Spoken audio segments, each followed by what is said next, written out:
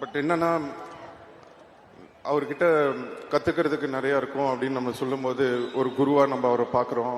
But Kamal sir சொல்றாரு, no I am still a student அப்படின்றாரு.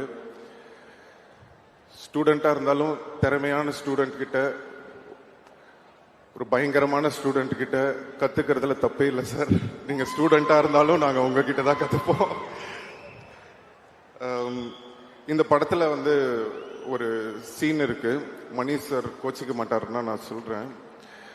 So என்னன்னா, நீங்க பார்த்துருப்பீங்க அந்த மழையில வந்து கொடை பிடிச்சிட்டு அந்த 16 அடி பஞ்சா அந்த ஒரு சீன் ஷூட் பண்ணிட்டு இருக்கோம். அந்த சீன் ஷூட் பண்ணும்போது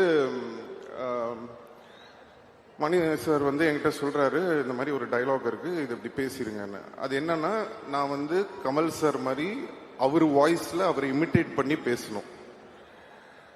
ஸோ எனக்கு என்னன்னா, சரி ஓகே, பட் கமல் சார் பக்கத்தில் இருக்காரு, அவரை வச்சுக்கிட்டு எப்படிடா நம்ம அவரை மாதிரி பேசுறது, இவர் வேற இப்படி சொல்றாருன்னு சொல்லிட்டு சரி சார் சொல்லிட்டு டேக்கு போயிட்டாரு சார். போனதுக்கு அப்புறம் நாங்கள் நின்றுட்டு இருக்க ஆக்ஷன் அப்படின்னா இந்த மாதிரி அப்படின்னு டைலாக் பேசாம ஒரு மாதிரி மஃபில்டா பண்ணிட்டேன். அங்கிருந்து மணி சார் ஏய் சும்பு அப்படின்ட்டு கத்திட்டு ஓடி வர்றாரு.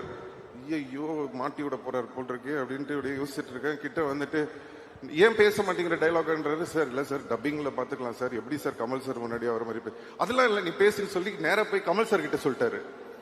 அவரு வேற என்ன பாக்குறாரு, சரி என்னடா அது முன்னாடி இப்படி பண்ண சொல்றாருன்னு. அப்புறம் கமல் சார் வந்து நீங்க நம்ப மாட்டீங்க, இப்படி பண்ணுங்கன்னு அவரு எனக்கு சொல்லி கொடுத்தாரு.